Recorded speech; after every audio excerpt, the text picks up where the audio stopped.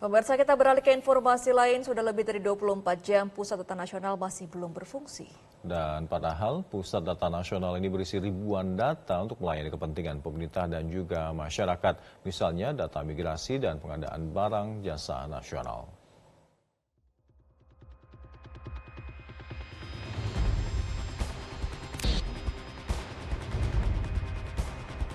Layanan imigrasi di Bandara Soekarno-Hatta, Banten lumpuh sejak 20 Juni dan hingga hari ini kondisi tersebut belum berubah. Dari video yang beredar di media sosial pada Kamis sore, terdapat antrean penumpang di bagian imigrasi. Antrean itu membuat penumpang antre mengurus imigrasi hingga sampai 3 jam.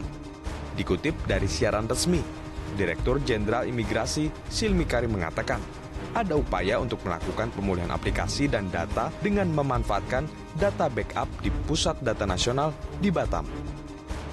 Tapi sebenarnya bukan hanya aplikasi imigrasi yang lumpuh. Akun Instagram Lembaga Kebijakan Pengadaan Barang dan Jasa Pemerintah ikut-ikutan lumpuh. Bukan hanya pengadaan barang dan jasa pemerintah milik pemerintah pusat, tapi semua layanan-layanan pengadaan milik daerah juga terganggu. Menteri Komunikasi dan Informasi Budi Aris Setiadi belum menyampaikan secara langsung apa penyebab sistem data untuk kepentingan nasional ini lumpuh. Server Pusat Data Nasional sementara lumpuh sejak Kamis pagi pukul 4:15. Budi Ari mengirim siaran pers melalui situs Kominfo mengatakan sedang melakukan pemulihan secara bertahap. Budi memastikan tim bekerja optimal. Pusat Data Nasional yang saat ini lumpuh adalah Pusat Data Nasional sementara berbasis cloud. Pemerintah saat ini masih membangun gedung Pusat Data Nasional yang berada di Cikarang dan akan diresmikan Oktober 2024. Lumpuhnya PDN masih mengganggu aktivitas imigrasi di Bandara Suta pada Jumat pagi.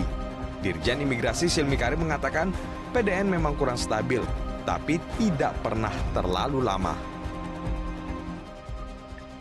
Pernah sering terjadi, tetapi tidak selama ini. Gitu. Nah ini kita juga bertanya-tanya gitu ya, apa sebenarnya yang terjadi sehingga memakan waktu. Sementara itu Ketua Indonesia Cyber Security Forum atau ICSF Ardi Suteja mengatakan perlu diaudit terhadap pengelola pusat data nasional. Kemudian juga perlu dicek pula seluruh komponen server. Ahli ragu ribuan komponen server telah bersih dari virus.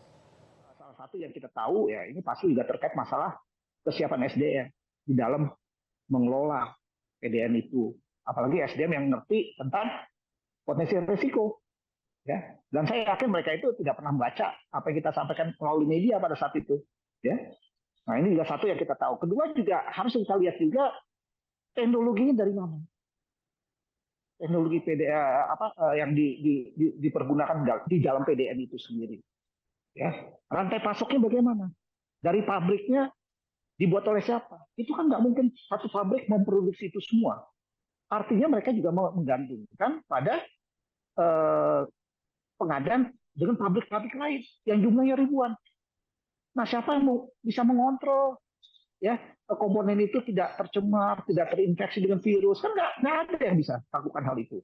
Ini juga jadi persoalan tersendiri. Sejak Kamis 20 Juni 2024, Pusat Data Nasional Kementerian Komunikasi dan Informatika mengalami gangguan kesisteman. Pusat Data Nasional ini adalah infrastruktur teknologi canggih yang digunakan banyak kementerian dan juga lembaga negara dalam pengelolaan data kependudukan. Pusat Data Nasional atau PDN diresmikan di Cikarang pada 9 November 2022. Infrastruktur ini dibangun untuk meningkatkan efisiensi dan keamanan pengelolaan data serta mempermudah akses data bagi instansi pemerintah. Fungsinya meliputi penyimpanan data secara aman dan terstruktur, pengelolaan data yang efisien, serta penyediaan akses yang mudah dan cepat bagi instansi pemerintah. Infrastruktur teknologi informasi yang dibangun di Cikarang ini merupakan proyek hasil patungan antara pemerintah Prancis dan Indonesia. Anggaran 164 juta euro atau setara 2 triliun rupiah digelontorkan untuk membangun pusat data nasional. PDN juga dilengkapi dengan sistem proteksi untuk mencegah kebocoran data dan peretasan. Banyak instansi pemerintah di Indonesia yang memanfaatkan PDN, seperti Kementerian Dalam Negeri yang menggunakan PDN untuk mengelola data kependudukan dan catatan sipil. Kementerian Keuangan juga menggunakan PDN untuk data keuangan negara dan anggaran. Begitu juga Kementerian Kesehatan untuk data kesehatan masyarakat dan fasilitas kesehatan. Rencananya pemerintah juga akan membangun pusat data nasional di Batam dan ibu kota Nusantara. Jelajahi cara baru mendapatkan informasi. Download Metro TV Extend sekarang.